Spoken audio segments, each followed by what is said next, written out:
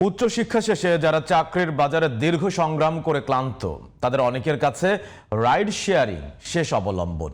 তবে জ্বালানি সংকটের কারণে সেখানেও পড়েছে দুশ্চিন্তার ছাপ। হাড় ভাঙা খাটুনির পরও সংসারের হিসাব মিলাতে হিমশিম খাচ্ছেন রাজধানীর রাইড শেয়ারিং বাইকাররা। মাহি হাসানের রিপোর্ট।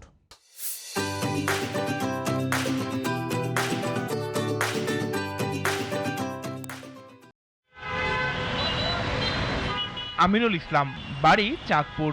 একটি ভালো চাকরির আশায় এসেছিলেন রাজধানীতে, কিন্তু সেই স্বপ্ন পূরণ না হওয়ায় পরিবারের হাল ধরতে পেশা হিসেবে বেছে নেন রাইড শেয়ারিং। তবে হোঁচট খেতে হচ্ছে সেখানেও।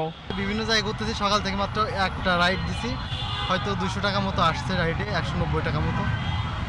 তো এই পরিস্থিতিতে এখানে এসে দাঁড়াইছি, আপনার ওই মাথায় যে দাঁড়াইছি, ওখান থেকে আস্তে আস্তে এখানে আসছি। শুধু আমিনুল নয়, রাজধানীতে রাইড শেয়ারিং করছেন তার মতো হাজারো শিক্ষিত যুবক, যাদের দিনের একটি উল্লেখযোগ্য সময় ব্যয় হচ্ছে পেট্রোল পাম্পের লাইনে। ফলে টান পড়ছে উপার্জনে। ইনকাম তো প্রায় অনেক কিছু কমে গেছে, কারণ দেখা যায় যে আমরা এই যে তেলের লইগে আপনার 3 ঘন্টা 4 ঘন্টা এরকম সিরিয়াল, যতটুকু সংকট না ন্যাচারালভাবে হয়েছে তার চেয়ে বেশি এটা আমরা কৃত্রিমভাবে তৈরি করছি। আর সরকার পক্ষ থেকে যেটা বলা হচ্ছে যে জ্বালানি কোনো সংকট নাই, এখন পাম্প কর্তৃপক্ষ বলতেছে জ্বালানি সংকট।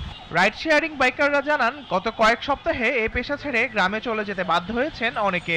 150 টাকা তেল নিতে পারলে তখন আমরা 3-4 ঘন্টা 5 ঘন্টা গাড়ি চালাইতে পারতাম। এখন দেখা গেছে আপনার সংসার চালাইতে আমাদের কষ্ট। অকটেন এবং পেট্রোল আমাদের দেশীয় সম্পদ, তাহলে এটাই সংকটটা কেন?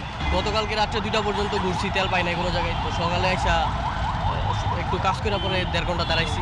অথচ সরকারের পক্ষ থেকে বলা হচ্ছে জ্বালানির কোনো সংকট নেই। এমন প্রেক্ষাপটে রাইড শেয়ারিং এর সাথে জড়িতদের জিজ্ঞাসা, কবে নাগাদ স্বাভাবিক কাজকর্মে ফিরতে পারবেন তারা। Mahi Hasan, GTV news, Dhaka.